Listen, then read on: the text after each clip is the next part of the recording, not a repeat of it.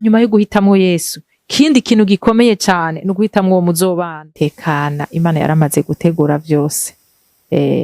Abakobwa benshi barashuha iyo bumvise umuntu wo mu diaspora canke ari hanze, si bibi kuko hariho ababa bavuganye n'Imana réellement.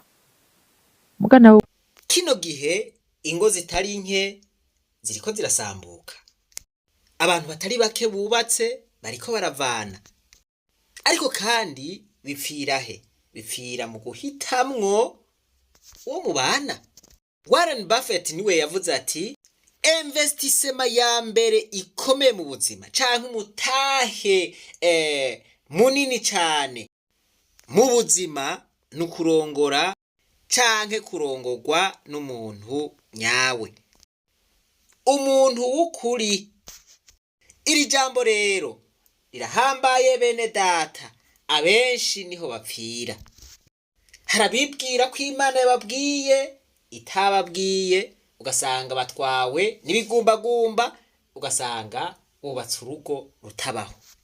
Hari abandi bigira ngo nabahinga ngo bahinyanyuye, ugasanga ahubwo bihinyanyuye bikaruhira gusambuka. Rero ibi bintu no kuvyitondera cyane, kuko uhisemwo nabi, kubaho nabi ni ibintu udashobora gusimba. Rero iyi ntahe ya Ines ndizera yuko itaza kubura abo ifasha. Kumbura ushobora kuba wari mu bihe vyo guhitamwo, ushobora kuba wari mu bihe utabona ivyo urimwo, umenye yuko ivyo bihe n'abandi babiciyemwo ariko bakabivamwo bikagenda neza. Ukuremwo ibikubaka, ibitakubaka navyo ubireke. Ariko ndizeye yuko abenshi iyi ntahe iza kubaka. Abashobora gukurikirana ibiganiro byo kuri SSH Burundi TV bashobora guhembuka, kandi turabaha ikaze mu izina rya Kristo Yesu. Tugize umugisha twakira umuntu kuri kamera, agiye kutwigisha, agiye kudufasha ibintu byinshi. Twagiye tumuramutse. Mumeze neza? meze neza cyane, turashimira Imana. Amakuru Ni neza. Namwe tumeze neza cyane na twebwe, kandi murasa neza pe. murakoze. Hari abantu babonye ubwa mbere, mwabidondora.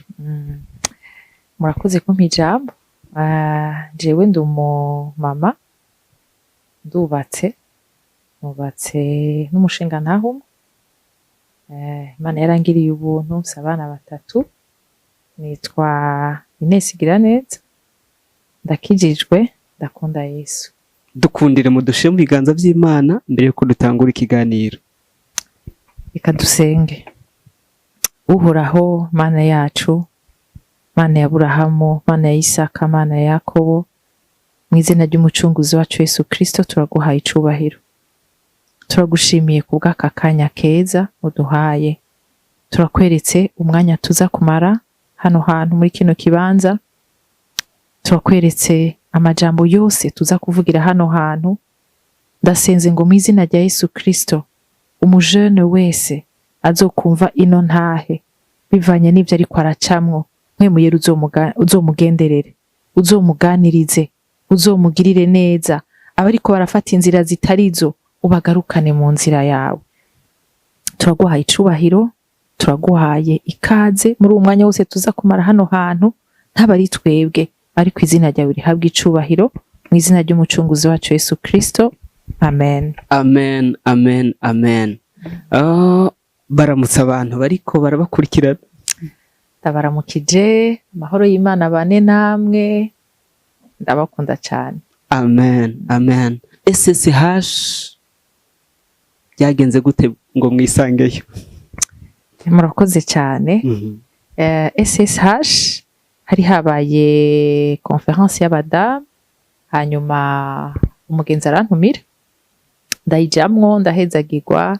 Hanyuma mu guheraheza baragira presentation y'icari cyo SSH n'amadepartement ahari. Hanyuma nsanga hariho departement y'abajene.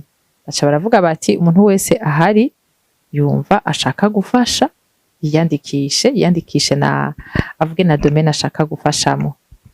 jewe rero kubera ko nari nsanzwe mfise uwo mutwaro w'abajeune, nibaza ko umuntu agira umutwaro bivanye n'ingene aho hantu hari vyamugoye. yego Hanyuma ca ndiyandikisha ndavuga ko nshaka gufasha mu bajeune, uko niko ninjiye muri SSH, précisément muri département y'abajeune. Hari abajene badukurikiye bavuga ati yo kubona umumama ashobora kutubwira ukuntu Yesu akanavyemanga kuri televiziyo ati ndi umukizwa nuko abazi ibihe yaciyemo, kandi batubwiye ati numvise afise umutwaro wa la jeunesse kubera ko narenze ivyo naciyemo. Uwo dushingiye intahe ukatubwira mbere yo gukizwa, kubera ko hamwe yavuze ngo kera mu bugingo bwanje narahindagurika ngo narakekanya ahandi nkizera. Uwo dushinga intahe utarakizwe ko wari umeze, noneho uyu munsi ukaba wemanga ati ndi umukristo. Utubwire na la jeunesse yanyu, ubuto bwanyu ko bwagenze, byo duhezagira byagenze gute? Imana iguhezagire. Amen. Nibaza yuko intahe yanje noyivuga mu mice itatu. Umuce wa mbere canke igice ca mbere, ubuzima bwanje imbere yuko mpura na Yesu. Hanyuma igice ca kabiri aho Yesu yansanze. Umuririmbyi niwe wavuga ngo ubugingo bwanje bwahindutse ukundi igihe Yesu yangereramo. Hanyuma igice ca nyuma ingene namenye uwo twubakana, hanyuma impanuro peut-être notekerera abajeune. Rero amazina yanje nayababwiye, jewe navukiye mu muryango w'abantu bubaha Imana, abantu basenga.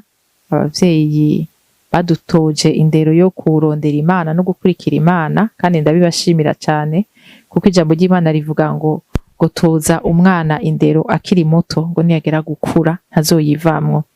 Rero abavyeyi banje barantwara gusenga, nkaja mu misa yo hagati mu ndwi. No kuvuga nakuze burya umwana ikintu kimwubaka kinini cyane, si ivyo umubwira ariko n'ivyo abona. Hanyuma ndiga primaire ndayiheza, ndaja muri secondaire. Ngeze muri secondaire urumva naciye ngenda kwiga muri internat. Internat nizemwo hariho umugwi no kwita groupe biblique. Iyo groupe biblique rero barakorana kundwi nka kabiri. Hanyuma kwa gukunda gusenga ko ariko aramaze kuja muri jewe, kagenda muri iyo groupe biblique gukurikirana amasengesho n'ivyigwa. Kabikunda, gakunda ingene abo bantu babayeho, mugabo bigahereraho. Kenshi bakanantwara mu cumba, bakambwira ivy'agakiza, bakambaza ko nshaka kwakira Yesu. Kenshi nuva umenga bariko baranyinjirira canke navuga nino n'aba bantu burya bandavye je babona ntari umukizwa. Hanyuma ndiga secondaire ndayiheza, mugabo iyo groupe biblique narayijamwo. Indirimbo zo muri kantike niho nazimenyeye, niho nazigiye. Indirimbo zo muri kantike ndazi nyinshi cyane kandi ndazikunda cyane kubera ko nazimenye ntaranakizwa. Hanyuma secondaire ndayihejeje, Imana irangirira ubuntu, mpeza secondaire mfise amanota meza kandi mfise n'icifuzo cyo kuja kwiga hanze nk'abandi bajeune bose. Hanyuma umuvyeyi wanje aragerageza kubimfashamwo, nja no kwiyandikisha muri université nize ko nk'ahantu novuga nti nukurindirira yuko iyo bourse iboneka. Umwaka wa mbere ndawiga ndawuheza, ama grande surprise nsanga ya bourse ntibishoboka. Bambwira bati bizokunda peut-être mu bya maîtrise. Hanyuma ndiga université. Ntanguye université je namye mfise ama principe, nubwo ubuzima bwanje ntari bwabuhe Yesu, ari ama principe amwamwe nari narafashe y'ubuzima bwanje. Ndi muri secondaire narumva ko ata makopinage nojamo kuko numva umenga ni ibintu vyonsamaza. Rero maze kuja muri université niho natanguye kwinjira muri relation ya mbere. Sinzi ko noyita copinage, sinzi ko noyita fiançailles, muga fiançailles nibaza ko ikintu kita vers le mariage. Hanyuma ndatangura université, nize ku université Lumière. Kuri iyo université ni université y'abakristo.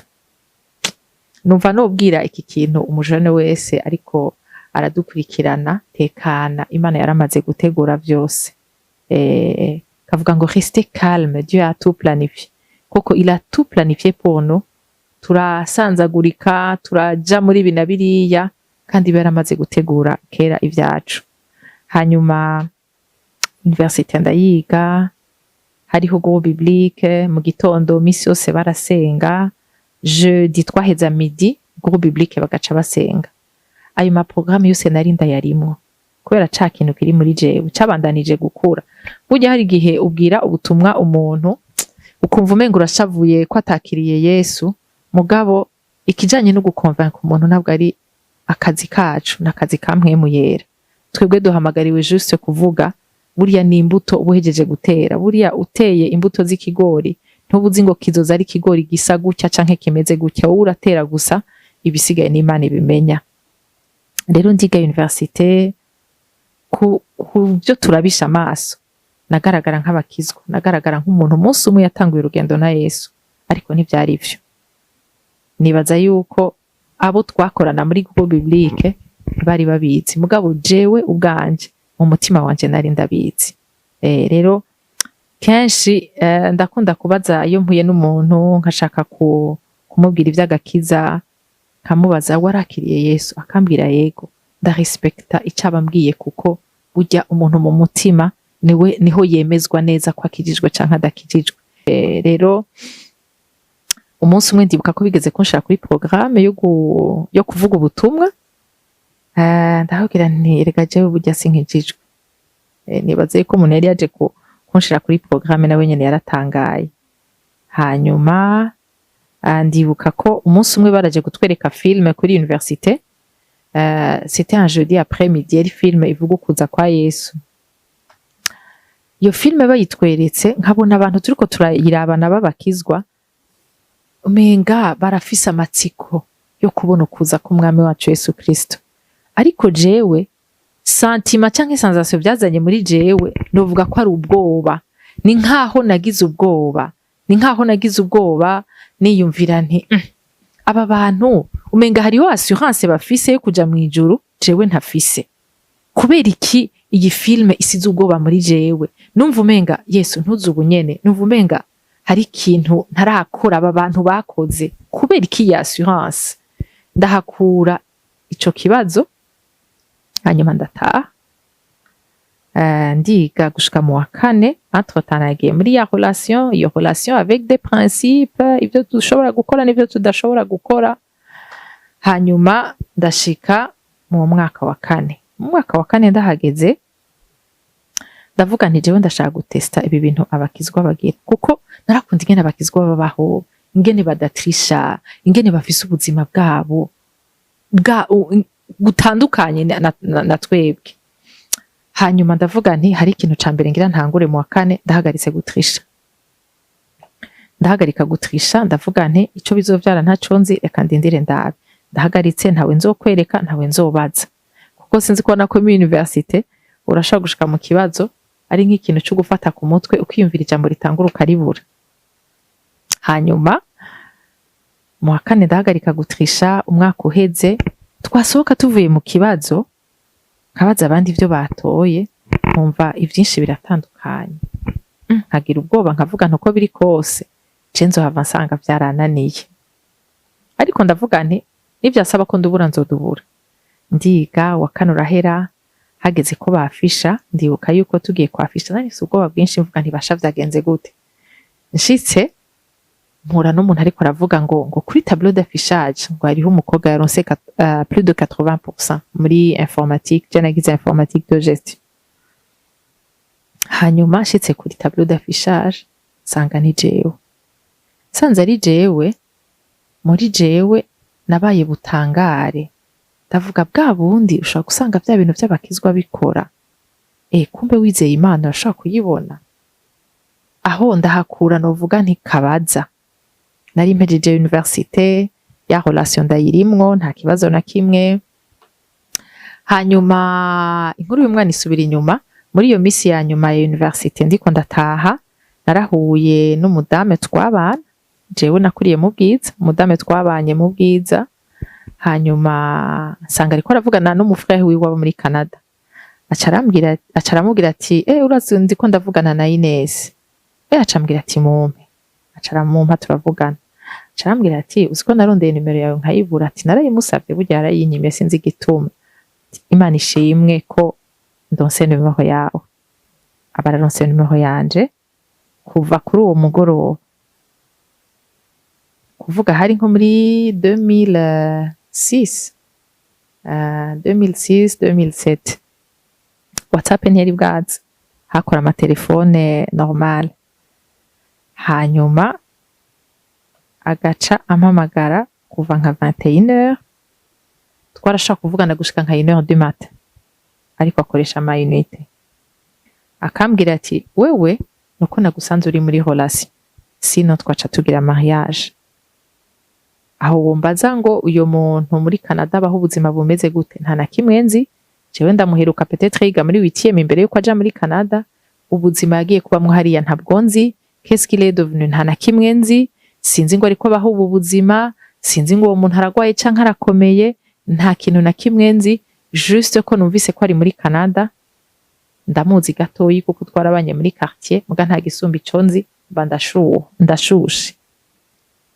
Aho nukuri nashaka ngire ko mbwire abariko barankurikirana. Bakobwa benshi barashuha iyo bumvise umuntu wo mu diaspora canke ari hanze. Si bibi kuko hariho ababa bavuganye n'Imana réellement. Muga nawe wibaza ko wavuganye n'Imana, uzosubiremo yibaze ko ariyo yakubwiye, kuko hari bikomere bikomeye cyane twebwe nyene twitera kubera ko twinjiye mu bintu nawe wo kubaza ngo nigiki cagutumye kuvyinjiramo, ugasanga nta n'ibintu bifadika ufise. Rero Imana ishimwe kuko ni Imana y'ubuntu, kuko burya wari kumbaza ati none iyo vyari guca bikunda ugaca winjira muri rya mariage wari kubugiye nkaho uba winjiye muri entreprise utazi ngene, utazi ikintu na kimwe cayo, wumvise gusa ngo ari entreprise igira itangura ugaca winjiramo. Rero tuba turatanguye kuvugana, ndashushe kuko natanguye universite nifuza kuja kwiga hanze, urumva ko bitavuye bikunda. Donse umuntu ari hanze wamenga hewe ni Imana. Mugabo entre temps ndi muri ya relation y'umuntu, tumaranye iyo myaka 4, nta na kimwe dupfuye, nta kibazo na kimwe. Mugabo undi akambwira ati burya je nsanga ta relation murimo, twari guca dukora mariage. Muga nkavuga nti none ubu turi kumwe we noba ndamuhebeye iki, naco dupfuye ntaki. Muga nkumva umenga hamwe hogira akantu kadukana gatoyi ko bakamfashije. Hanyuma umunsi umwe basha ari mwijoro amperekeje, arambwira ati burya naramenye ko naka wo muri Canada muvugana, kandi naramenye ko azoza kugukwa aho hari nko mu 8 canke mu 7, naramenye ko azoza kugukwa mu 10. Rero nashaka tujane kuri internet umwandikire turi kumwe, umubwire ko biheze. Ndamubwira nti effectivement uwo muntu arahari kandi ahora mpamagara turavugana, mugaje ntituri kumwe kuko je ndi mu yindi relation, kandi naramubwiye ko ndi mu yindi relation, kandi naramubwiye ko ntashobora gufatanya relation zibiri. Ntangura kwiyumvira ingene narabuze ingene ivyo bintu ndabisohokamo.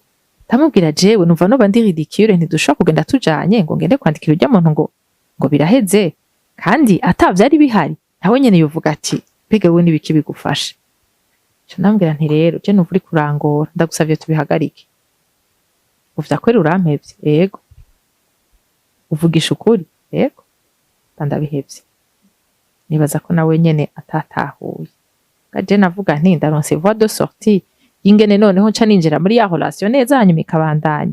Mugabo mu vy'ukuri irya relation yindi ntayo nari ndimo, ariko urya muntu yarancontact akamvugisha. Hanyuma sije nabonye ya saa 3 irageze ngo mpamagare kugira ngo ndamumenyeshe ko ya relation nari mwihagaze iheze. Je urumva nari ndyohewe, ndamubwira nti bwa bundi namuhevye wa muntu. Ca nuvumengana umuntu wasutse kwa amazi akanya, wamuhevye wango. Okay. Je nzi ko aca shuha, agaca ambwira ati rero twinjire muri relation bigende gutya anye. Okay. Hewe nibaza ko bukeye canke inyuma y'iminsi 2 arambwira ati hari hantu ngiye gukorera, aho hantu ngiye gukorera nta telefone ikora, nta internet ikora, hazohera menga yambwiye 3 ou 6 mois tutavugana.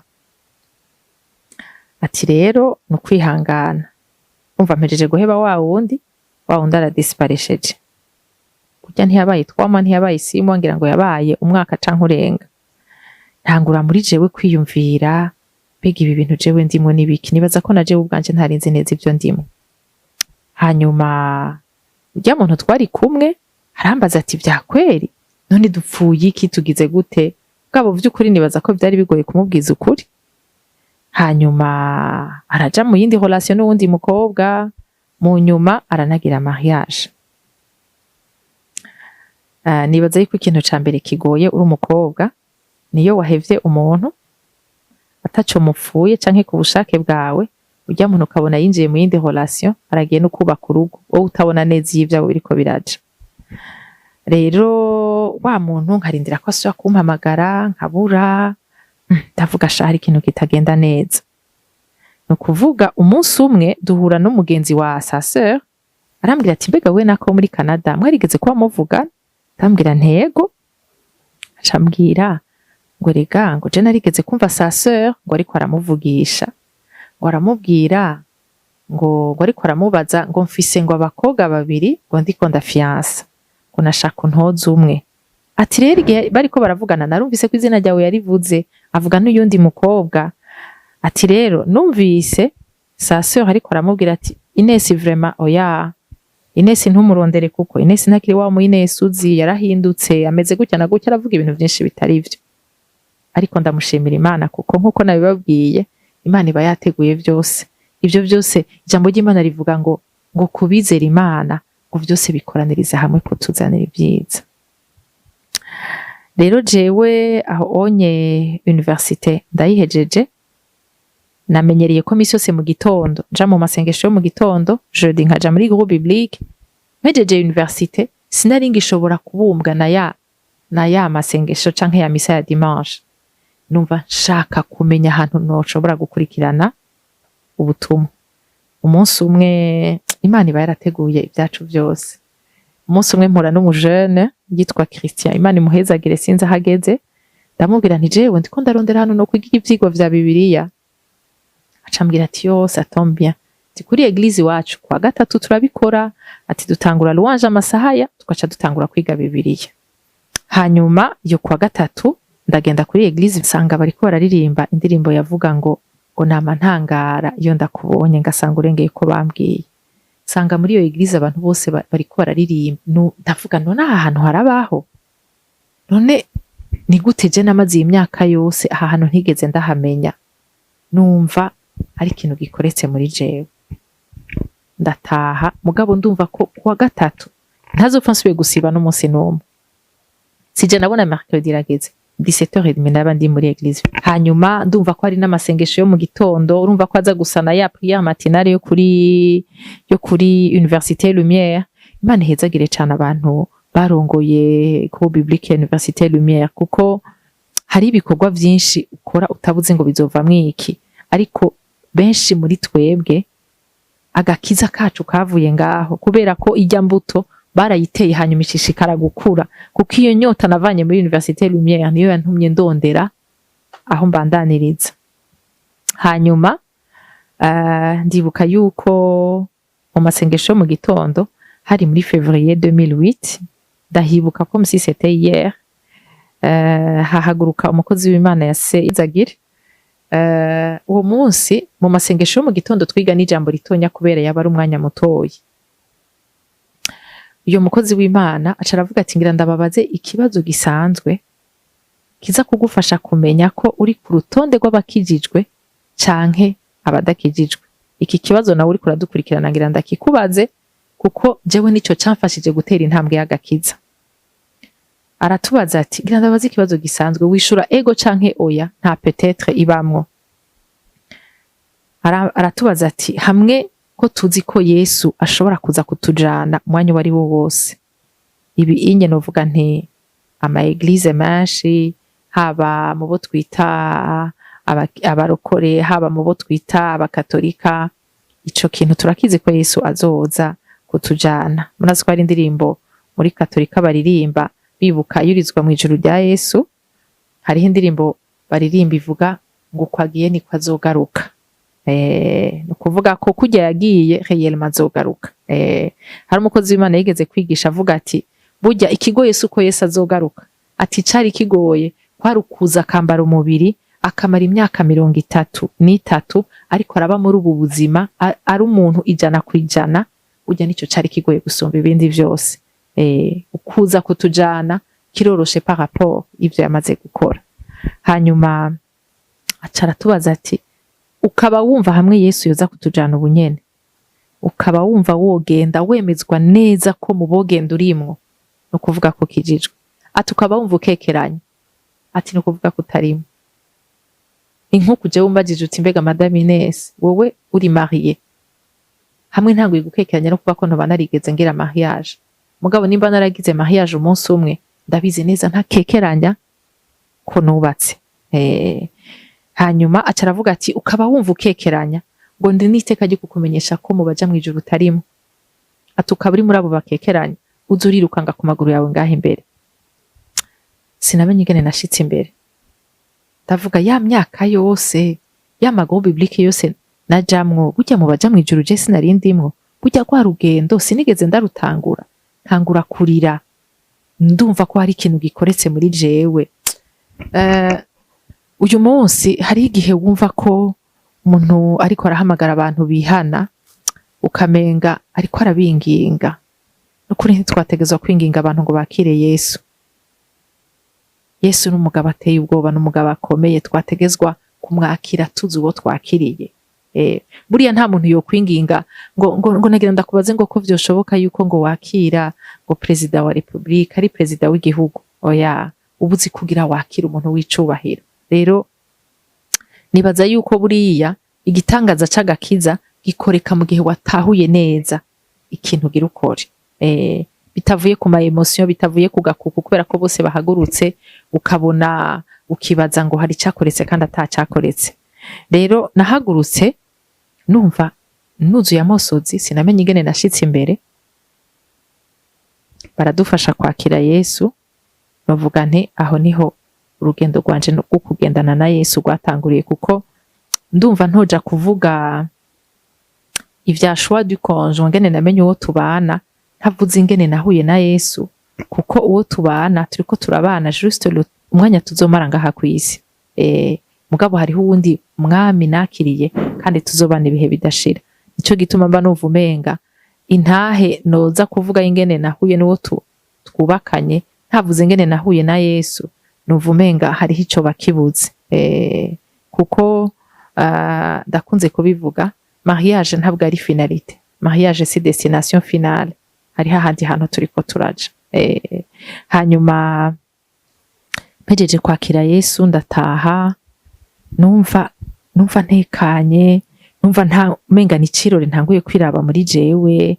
Ico gihe narakunda kwambara impuzu ziri décolleté nk'abajene, umujene wese, ariko nshitse muhira uwo munsi ndavuga none jewe biga nahora nambariza impuzu nkagenda mwibarabara.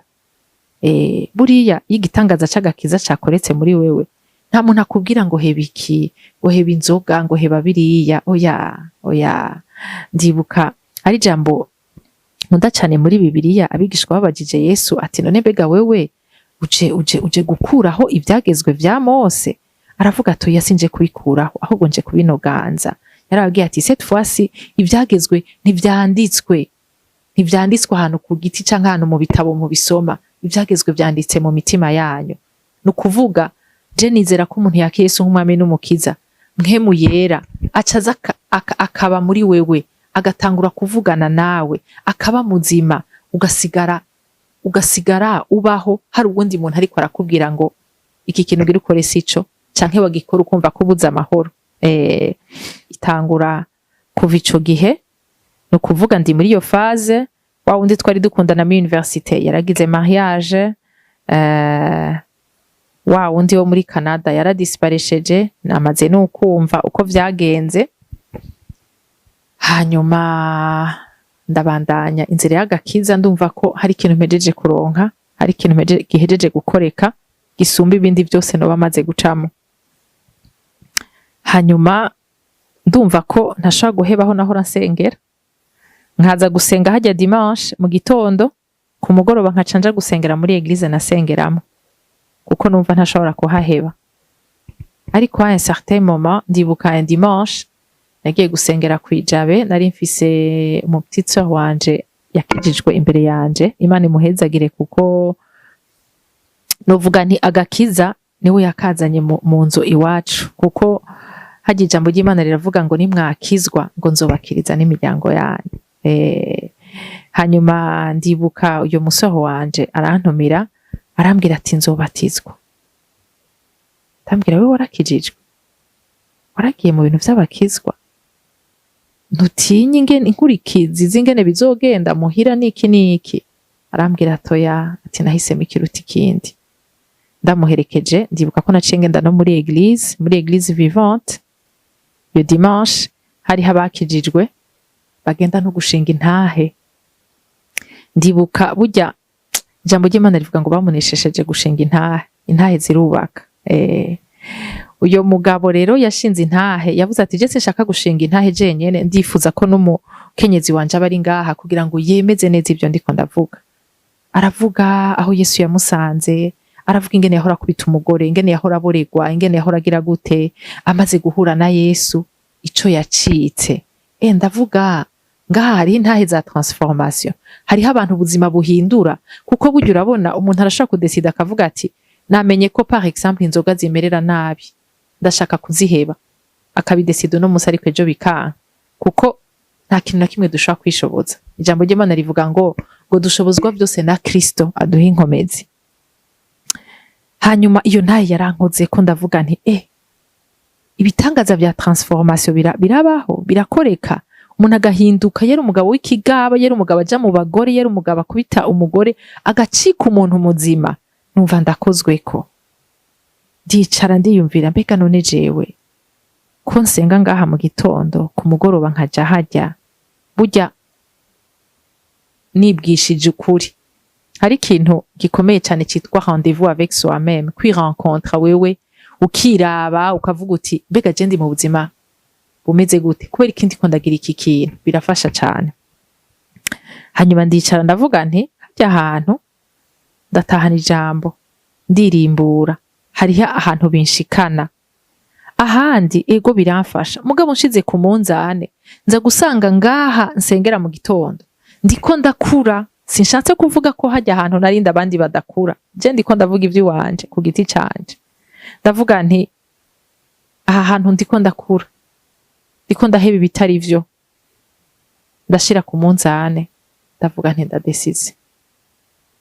Nuko ninjiye muri iyo église, ndavuga nti jewe nzokora vyose, je sinzobatizwa, je nemera ibatisimu imwe, naravyigisha nkanavyigisha neza. Ariko ndibuka umupasiteri nigeze kubibwira, arambwira ati nta kibazo, wowe ko wahisemo gukurikira Yesu, ibisigaye mpwemu yarazogenda aragutahuza. Maze kwakira Yesu ndakunda gusoma Bibiliya, nkagira inyota, ntangura gusoma Nouveau Testament. Hanyuma ncanshika hahandi Yesu yaza agasanga Yohani Batista ariko arabatiza. Hanyuma Yesu agaca asaba Yohani Batista yuko amubatiza, sivyo? Ijambo ry'Imana rivuga ngo yasavye ngo amubatize ngo kugira ngo ashitse ukugororoka kose. Ndavuga burya Yesu ntiyabatijwe kubera ari umunyavyaha, yabatijwe kubera ko niko ivyanditswe vyari bivuga, ko ari kugira ngo ashitse ukugororoka kose. Iryo jambo numva rirantsinze, ndagenda ndiyandikisha.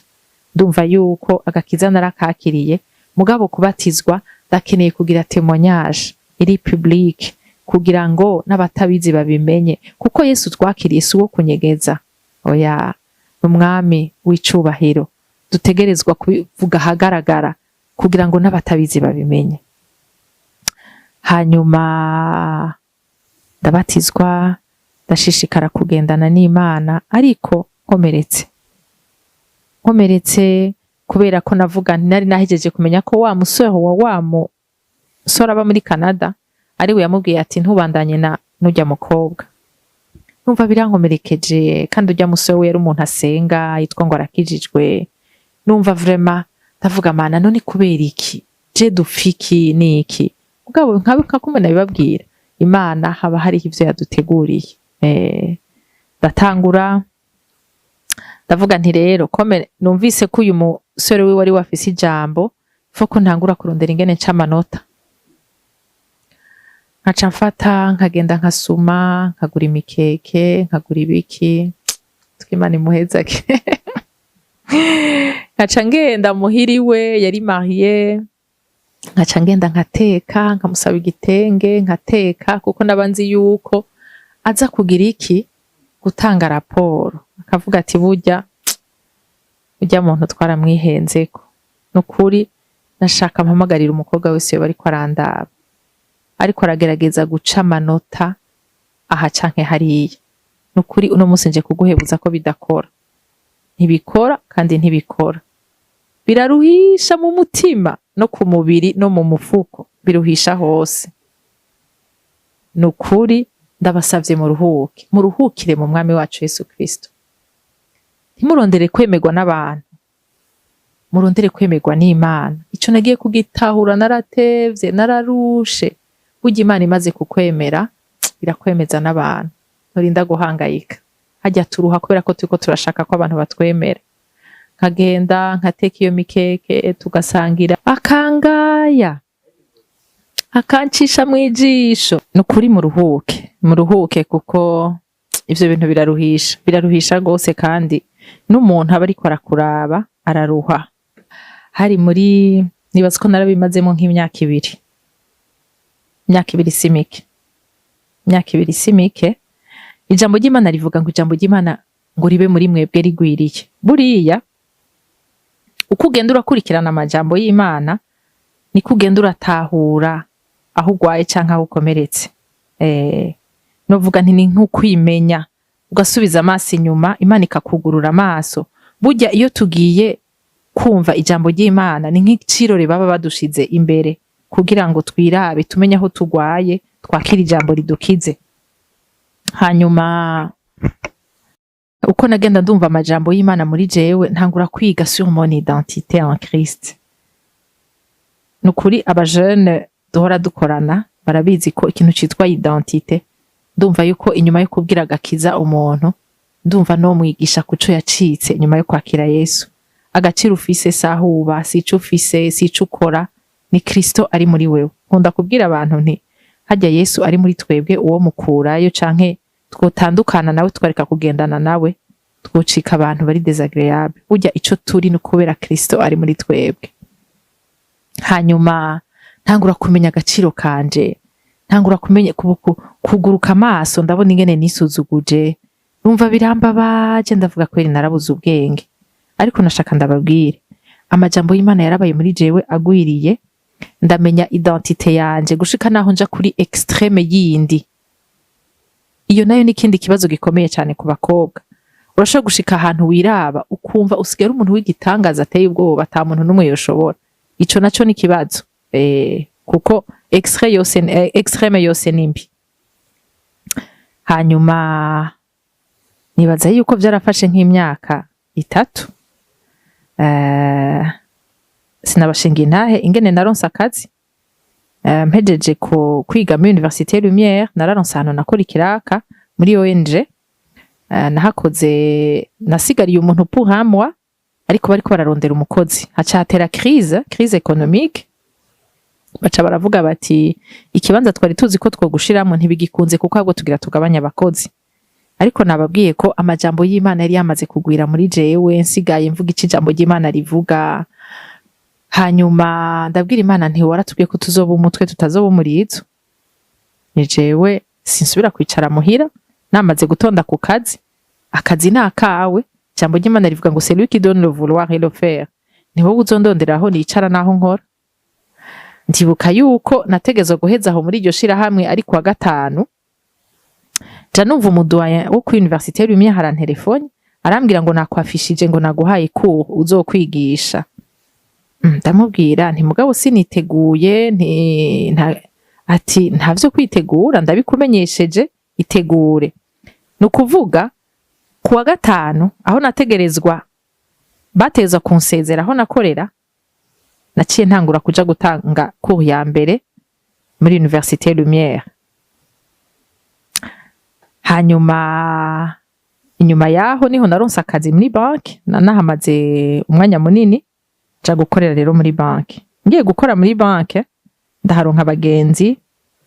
Hanyuma burya Imana irazi ibyo dukeneye, ariko na satani arazi ibidusamaza canke ivyo yoshira imbere yacu bikadukwega. Hanyuma hariho umusore aba mu Bubirigi, arambona ndi kumwe n'umugenzi wiwe, arambwira tujya mukobwa nari nifuza kumumenya, ati wompa contact yiwe gutya na gutya. Hanyuma ndibuka yuko umunsi umwe ari kuwa mbere ndi ku kazi, nagiye numva umusekirite ampamagaye arambwira ati hariho umuntu, hariho amashurwe bakuzaniye. Ndavuga jewe ku kazi? Ngo yego, ngo handitse ko izina ryawe, none we ntiwitwa Igiraneza? Yego. Yewe ngiye nsanga umuntu akora mu mashurwe yafise iyo buke, arambwira ati umuntu yabindungikanye. Somye kuri carte nsanga ni wa mugenzi w'umugenzi wanje, buke y'amashurwe irimwo parfum. Ntangura kwiyumvira mbega je iyi ndayinjiza gute muri banki? Ibi bimbaye ko nibiki? Wamenga ni bya tubona muri filme. Ndagenda ndinjiza ayo mashurwe. Ndibuka yuko lundi yindi urumva ajya amashurwe y'abayumye yagera ayandi mashurwe yashitse. Hanyuma ndibuka yuko hariho abadame twakorana baraje barambwira bati rero shawo uriko wigira umunyabwenge wibaza ngo umugabo ngo ni binabiriye, ati natubwe turi mariye ntidushobora kuronka abantu batugirira ivyo. Ati ntiwibaze yuko hari umugabo uzoronka ameze gutya anye, burya umuntu ari facilement influençable. Mu mutima wanje nkumva yuko sindi amene, kuko uyu musore twaravuganye ndumva neza ko adakijijwe, kandi mu byo nigishijwe ndazi ko tutemerewe gutora mu banyamahanga. Ico rongera ndagihagarareko. Uyu munsi urahura n'umukobwa ukamubaza, akakubwira ati nararonse mu fiancé bimeze gutya na gutya, ukamubaza arakijijwe?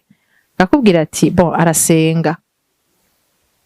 Nukuri aha hantu nashaka kuhahagarara, kuko uyu munsi ni kibazo gikomeye cyane, kuko nkuko nabivuze agakiza si kwinjira muri eglise kanaka, n'urugendo watanguye yajo. Turi mu rugendo turiko turaja mu ijuru.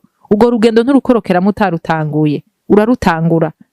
Ushaka kuja Igitega ugafata bus, iyo bus urayinjiramo umunsi umwe, sino ntiwo woguma uvuga uti ndafise projet mugabo ntiwigera uhaja. Rero novuga nti ni ikintu gikomeye cyane ku mwigeme wese cyangwa umusore wese ashaka kuba ariko arakurikirana iki kiganiro, kubera ko uyu munsi nibaza yuko habamwo kwihebura canke kurindira umwanya ukabona uwo akijijwe canke musangiye ivyizegwa ntawe uri kurabona, ugaca uhitana ubonye hafi. Rero tukiri ngaho umuntu akijije canke musangiye ivyizegwa, iyo ari muri mwidini rimwe. Umuntu akijijwe si umuntu musengera mwidini rimwe, kuko hariho amashengero menshi ameze ariko bavyizera, bizera ko abo muri eglise yabo bategerezwa kurongorana canke kubakana. Ukijijwe si usengera muri eglise usengeramwo, kuko urashaka muri je eglise urimwo bajya bose ntibariko baraja mu ijuru. La preuve nuko igihe umwami wacu azoza gutwara ishengero bose ntibazogenda, hariho abazosigara. Hariho abazosigara, kuko ijambo ry'Imana rivuga ngo bazoba bari babiri ngo umwe azogenda uwundi asigare.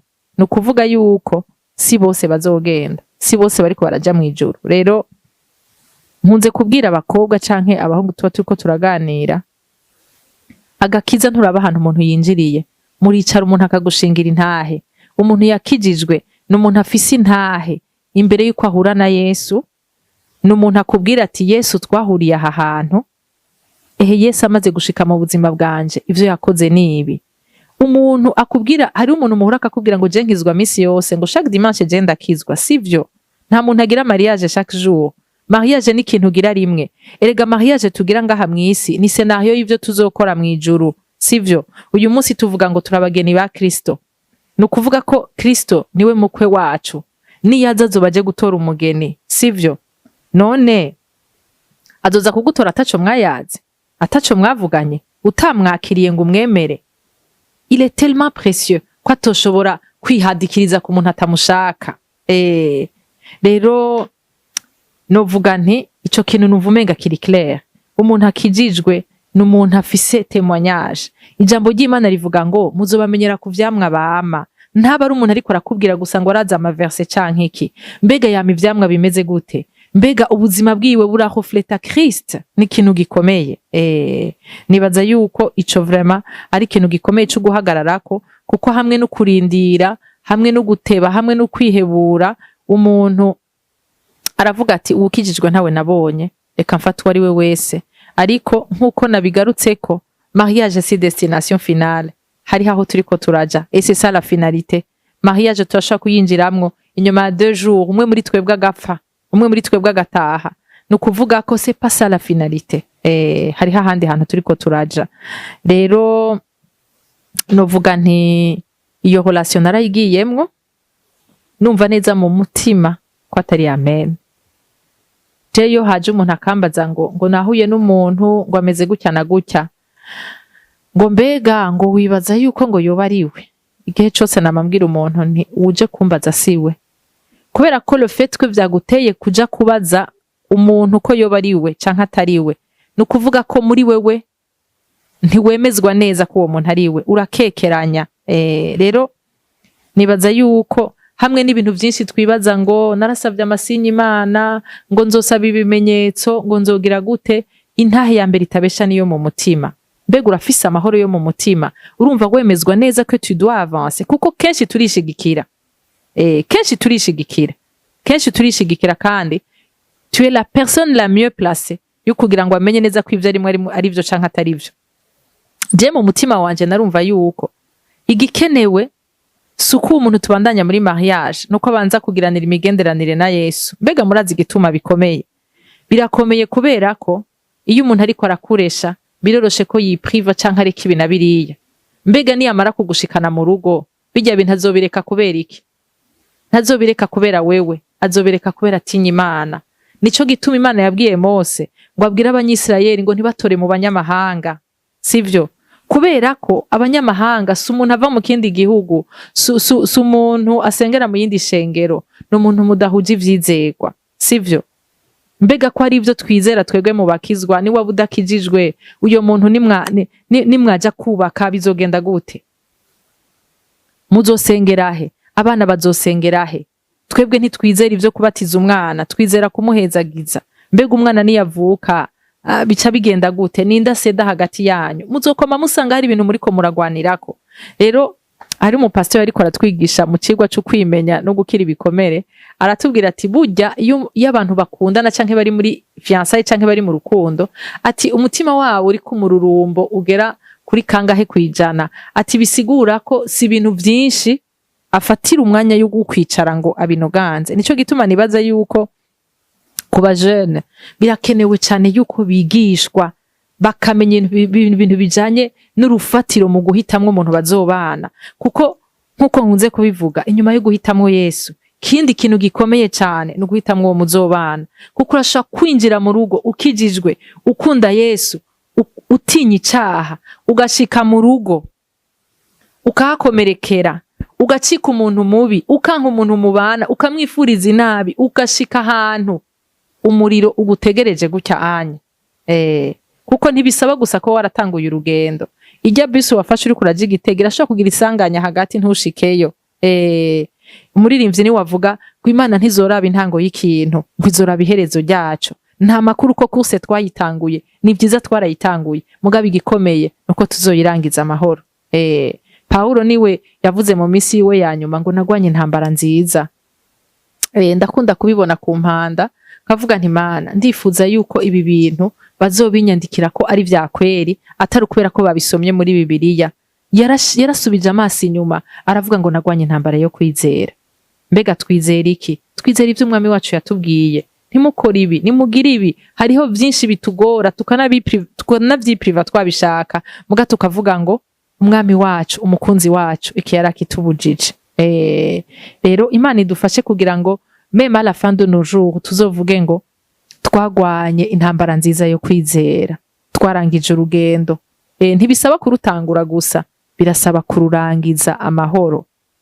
Rero novuga nti naramaze umwanya ndi muri iyo relation mugabo atari munini, kubera ko menga aritegura guca asubira mu Bubirigi, yarateguye ivya fiançailles biri officiel, aradutumira, turagenda ahantu yari yateguye, kandi imbere yo kugenda ndabwira nabo twari kumwe nti jewe je pressens ko uyu muntu agira mpe bague kandi je numva mu mutima wanje ntari prête ngo yango si bague. Ndagenda malgré moi ndashika aho hantu sanga yagiye ajanye n'abantu batwiteguriye amafoto sinokubarira. Iyo bague mba ndayakiriye, pana kuvuga ngo nayakiriye kubera ndavyumva, ntavyo numva. Kabwira Imana nti Imana nukuri mfashe ibintu ndiko ndajamwo ntavyo nzi, nukuri numva nobwira umuntu wese ariko arankurikira, faites énormément attention ku mashua muriko muragira uyu munsi, kuko ico uri kurashwazisa uyu munsi kiradetermina ico uzoba ejo, kiradetermina ico uzoba mwejo, gushika ku bantu muriko muragendana. Imana idufashe, nico gituma twaronse mpwemu yera kugira ngo ashobore kudufasha kudiserna ico gukora mu mwanya ukwiye. Hanyuma ndibuka ko ndiko ndatora iyo bague naramubwiye nti nubwo iyi bague ndayitoye jewe ko ndisura yizi nuko wakira Yesu, nkibagira yuko uwo Yesu yona mwakira par contrainte kugira ngo iyo mariage ikunde. Hanyuma turataha numva mfise ubwoba muri jewe, turaca ahantu nabo bagenzi turasangira felicitation niki, aho amafoto yamaze gushika kuri Facebook, abantu batanguye kwandika, nibaza ko WhatsApp ico gihe ntiyari bwaze. Félicitations Inès, turakunezererewe. Faites énormément attention ku vy'abantu batubwira, byose sivyo. Harimwe ibiri vyo n'ibitari vyo. Wamenga abantu bose babinezerera, banditse babinezererewe. Hanyuma tibuka yuko muri iryo joro, iyo yari samedi, mu gitondo dimanche bwaca tugenda kuri eglise. Hanyuma igihe cyose ndiko ndasenga naguma mbwira Imana, Imana ndagusavye ntuzondekure ngo ngwe mu kinogo, ivyo ndimwo ntavyo nzi, mariage ngira ninjire mu ntana kimwe nzi, mugabo wowe ndazi ko bizi kundusha, ndagusavye umfata ukuboko ntundekure ngo ngwe mu kinogo. Ndibuka ko umunsi umwe yarambwiye ngo ndamuherekeza hano mu rubanza, maze kubona abagenzi biwe niki, ndavuga nti iyi environnement numva umenga sindayitahura cane, ariko ndamubwira uwo munsi jewe Yesu nakurikiye ntazondeka ngo ngwe mu kinogo, ndamufitiye confiance ko gushika no ku munota wa nyuma azombwira ati ibi bintu sivyo. Ndashimira Imana kuko Imana ni nyabuntu. Muri ico gitondo ca dimanche eglise nasengeramwo bari bafise ico no kwita groupe ya intercession, basengera igikorane ca dimanche, bahaja samedi ku mugoroba bakarara barasenga gushika mu gitondo. Hanyuma jewe numva umuntu atelefonye ma petite sœur aramubwira ngo narondera mukuru wawe wundi akorera muri banki. Arampa telefone ndatangara, hari mu ma 6h30 twese tuko turitegura ngo ntiducegwe. Aca arambwira ngo mu pasteur aturongora mu masengesho yaronse message yawe mwijoro ngo aragufitiye message. Ivyo bintu byari rya mbere je bimbako, umuntu ambwira ngo aramfitiye message, jewe ngo yego ngo ntakuzi izina, ngo yavuze ngo n'umukobwa ngo asa nk'ukora ahantu bambara impuzu za banke, yicara ngaha na gutya, ati akudekira ivyo twumvise ko ari wewe, ati rero uze kumurondera aragufitiye message. Umutima urasimba, naraye nakiriye bague, byashize ku ma Facebook, muri ico gitondo bambwiye ko mfise message, ndavuga ibi bintu nibiki.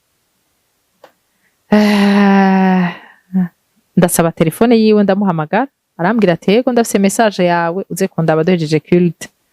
Nibaza yuko iyo culte ngira ngo yamaze umwanya ntosha gusigurira umuntu, byamaze umwanya munini numva bidahera.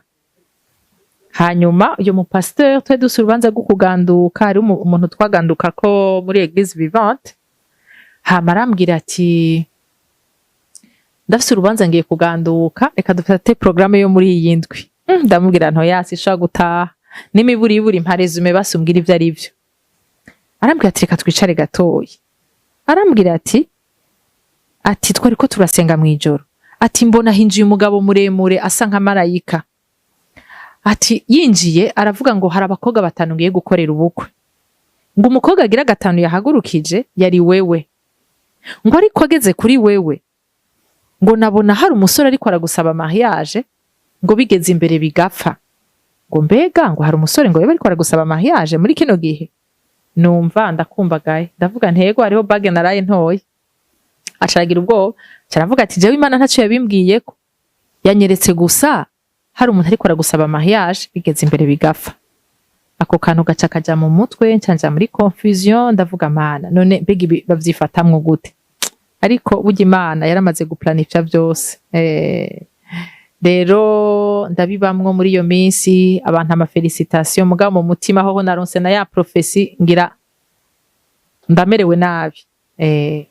Hanyuma urumva twari turi kumwe, ndibuka umunsi umwe tujanye gusenga, entre temps yari umuntu vraiment adakunda ibintu vyo gusenga, je urumva yari yumvise ama principe yanje niki, arambwira ati nta kibazo tuzora tujana, arambwira ati yaraheze imyaka 10 ntaja mu isengero, burya turatangura kuza turajana gusenga. Tibuka ko ari n'umupasteur w'umugenzi wiwe wabahanze yanterefonye, arambwira ati mbega mademoiselle buriya ntubona yuko Imana igira ikoreshe wowe kugira ngo agakizi gashikane kuri urya muntu, kandi numva umenga ivyo ariko arambwira ngo nivyo. Mugabo ikintu nagiye gutahura nuko twebwe nta bushobozi dufise bwo guhindura umuntu. Wa mukobwa uri kurankurikira, wa musore uri kurankurikira, nta bushobozi dufise bwo guhindura umuntu. Umuntu yoba umwana mwiza agakora ibintu uri kuramusaba akagira gute, mugabo agakiza, je namanda bisubiramo, ni grâce. Ni grâce Imana igirira umuntu. Murinjira hano muri 10 bakavuga ivyo inkuru zo kwakira Yesu, umwe agahagura ukunda akaguma yicaye. Nukuri c'est une grâce. Nico gituma utohagurutsa umuntu ngugira ngo azokizwa ngo uzogira gute. Oya, rero ndibuka ko umunsi umwe tugiye gusenga ku mugoroba ahantu na twari tugiye gusenga, hariho culte yo ku mugoroba, menga basengera kuri Odeon, duca duhura n'umushinga ntahe wanje. Turi kumwe uno munsi. Hanyuma acara ambonye turi kumwe aratangara, arambaza ngo muri kumwe. Nanje ningene mu mutima ntavyo ndiko ndumva, ndambwira ntego muga numva umenga ndabuze iyo nyikira, acambwira ngo c'est bien. Wewe mu nyuma tuganiriye yambwiye ati jewe numvise mfise agashavu k'Imana, ndavuga nti uyu mukobwa ndamuzi ingene akijijwe, ndamuzi ingene yakurikiye Yesu, nukuri ntiyo kwifadikanya n'umuntu adakijijwe. Ati numva nzokora igishoboka cyose kugira ngo ndagufasha. Imana yarahejeje guplanifya byose. Hanyuma mu nyuma arandondera kuko twari dufise abavyeyi bacu barafana ibintu vya kure ataco vyica, twari dusanzwe tuzinanye. Arambwira ati hari bitabo nashaka kuguha ngo usome. Arampe bitabo, muri ivyo bitabo harimo igitabo citwa Avec mon mari Rege. Ico gitabo nibaza ko nokirekomanda umujone wese yoba ariko arashaka kugira guhitamwo ubazo kubakana. Hanyuma je sinakunda gusoma ivyo bitabo yampaye, urumva ico ariko kirandaba jewe yari choix du conjoint. Kara gatabo gatoyi ndibuka ko narayenda gasoma ijoro ryose ndagaheza. Ako gatabo kari karimwo ibibazo 10 n'abapasteur bakanditse, couple y'abapasteur. Hariho ibibazo 10 bakubaza, bakakubwira bati tu n'as pas intérêt yo kutubesha, ati kubera ni watubesha n'urugo rwawe sugu iwacu, ati kandi decision ugira ufate izokwangaje ubuzima bwawe bwose. Ati rero wishure neza utibesha, amanota uza kwiha araza kugufasha kumenya ko ibintu urimo ari byo canke atari byo. Byari ibibazo 10. Ikibazo ca mbere bakubaza ngo umuntu muri kumwe arakijijwe, yarakiriye Yesu umwami n'umukiza w'ubugingo bwiwe, arafise intahe ya avant et après. Ati ico kibazo ugasanga ni oya. Ati sinakubajije ko yinjira muri eglise, sinakubajije ko ari umwana mwiza, kuko ibyo ubonesha amaso yari umwana mwiza akora n'ibintu byiza ngira n'ivyo gusumba ivy'abakizwa. Ati nakubajije ko yakiriye Yesu umwami n'umukiza. Ati ico kibazo ugasanga ni oya, ndagusavye ntiwavanse, ntusubire no kwishura no ku bindi bibazo, mugabo witegure mu maguru masha guhagarika iyo relation. No kuvuga nahejeje gusoma ico gitabo, mu gitondo ndamwandikira ko ndamukeneye sihuta. Cyo turagenda ahantu muri restaurant turicara, ndamubwira nti nukuri hari gitabo nasomye, natahuye ko tu es une bonne personne, uri umuntu mwiza, mugabo tu n'es pas une bonne personne pour moi. Uri umuntu mwiza mugabo nturi umuntu mwiza kuri jewe, uri umuntu mwiza ku wundi muntu. nkuko nanje ndi umuntu mwiza muga sindi umuntu mwiza kuri wewe. Rero nari nshaka kugusaba yuko iyi relation twoyigarukiriza ngaha. Arambwira ati no nico gitabo wasomye nikihe urakima nanje ndagisome. Nukuri yari umuntu mwiza. Nta n'ibintu ngo vy'imihari ngo canke vy'iki kuko gushika nuno munsi arashaka kunyandikira message ngikora muri banki yaranyandikira akambwira ati ndabira kuri konte n'umuntu vraiment n'umuntu w'Imana. Kandi Imana imugirire neza. Hanyuma iyo relation ndayivamwo gutyo urumva uyu mushinga ntahe wanje turi kumwe ubu unye objectif yari afise kwari ukugira ngo nshobore kugira iki kuva muri iyo relation nari ndimo. Tukiri ngaho gatoya iyo umuntu ari muri rikaca mu izo situation akenshi mu mpemu canke imigenderanire yiwe na Yesu igira ikibazo kubera aba ariko aragwana n'amajwi atazi mbega ukuri n'ukuwe. Mbega ni gute wakomeje kubaka ubusabane bwawe n'Imana mw'ico gihe? Urakoze cyane. Nukuvuga je nari isanzwe mfise novuga nti routine canke imyanya yanje yo kurondera Imana nari isanzwe narashizeho mu gitondo navyukira muri prière matinale. Nukuvuga igihe cyose je ukuri nari ndakuzi mugabo vyananira gusa kuva muri ivyo bintu nkuko nshaka kuba ndiko ndabwira uwundi wari we wese ushaka kubuza ukuri mugabo bikanka kwiyo ngingo uyifata. Burya nico washoboye nico Kristo yagushoboje bivanye naho umaze gushika nivyo bumaze gushikamwo. Rero naguma ngwana nayo majwi muga naguma mpamagara Imana kavuga Imana ibintu navyo nshobora kwikuramo akaba atari ivyawe ndagusavye ubinkuremo. Muga numva umenga osi hariho iyindi option yuko byoshoboka ko Imana ihagakiza uyo muntu d'autant plus ko yatanguye kwemera tukaba tujana gusenga n'umuntu mwiza akora ibintu vyiza. Rero novuga nti uburi kuragwana n'amajwi gushika naho kumbura ry'amajwi ashika ahantu agaceceka kuko burya mpwemu yara nta koma induru arakubwira rimwe kabiri utumvise akicecekera akaba nkaho umenga ntigeze avuga kandi yaravuze. Rero nukuvuga ujya wundi wo muri Canada nakubwiye ko maze kumenya mon identité yarasuye ku telefona nka après umwaka urenga numva uwo muntu atari umuntu je nosubira kuvugisha. Numva ujya muntu yaransuzuguye atigeze amenya agaciro kanje ku buryo ntomuha privilege gusubira kuvugana nawe. Ndibuka ko ico gihe nari ndi ku kazi muri bureau nta minota 5 twavuganye nace ndambwira ko mfise akazi. Numva narugurutse amaso nkavuga nti jewe ubu ndashaka kudiringa n'abantu baza agaciro kanje kubera narakamenye. Rero ndi aho hantu nahashitse ntevye hamwe no gusenga ama erreur menshi twese dukora. Navuze nti ndashaka kumenya yuko uyu muntu wo muri Canada yavuye ku Mana canke atavuye ku Mana. Muri ya periode tutariko turavugana aho nsubiye inyuma gatoya kuko iki kintu ndibaza ko kirashobora gufasha abatari bake. Rero no kuvuga narigeze gusenga umunsi umwe ndabaza Imana nti Mana none uyu muntu yavuye kuri wewe canke vyagenze gute? Candugurura Bibiliya gutya cyangwa ku hano havuga que c'est de l'Éternel que cela est venu muri Ancien Testament, que c'est un miracle à nos yeux. Ndavuga nti ijambo ni ryanje. None wari kusengera umuntu kugira umenye ko ari we ugaca wugurura ahantu bavuga ngo byavuye kuhoraho wumva kumenga ni nyishu. Nukuri nico gituma jewe nukuri nashaka gusaba umu jeune wese yicara avuga ngo Dieu m'a dit. Simpaririye ko Imana yoba yarakubwiye muga ndagusavye ugende bukebuke kuko nimba Imana yaravuze izobishitsa ariko ikabitavuze uzokomereka unashike n'ahantu uyushavurire kandi atakibazo na kimwe ifise kuko yo ntibesha irera ikaba yavuze izoshitsa. Sivyo? Nukuvuga jewe aho iryo jambo nararihagazeko ariko Imana ntako itagira kugira ngo ituzanire ibikwiriye byose byo kugira ngo ibintu bitarimwo tubivemwo. Nkuko nyene iki kiganiro kisho kuba cagusanze uri mu bintu bisa nk'ivyo vyanje mugabo wabuze ingene ubivamo.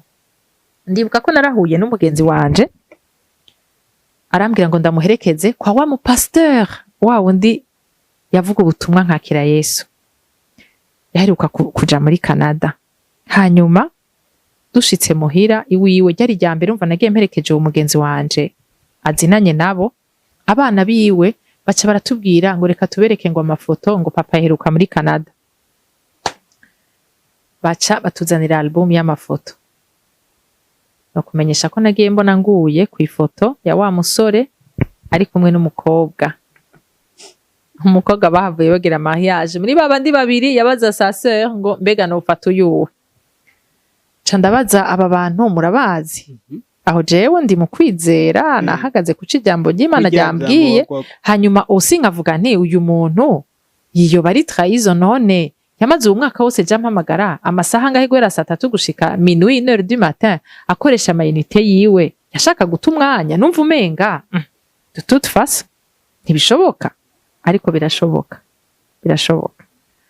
Hanyuma aho hantu ndibuka yuko nahavuye mvuga nti nawe umuntu nihagarara ku ico gihe kweri, ndavuga nti sije nza kubona ndashitse muhira numva nshaka kurira ngene natakaje umwanya wanje, kandi nari gushobora kuba ndi mu bintu vya kweri.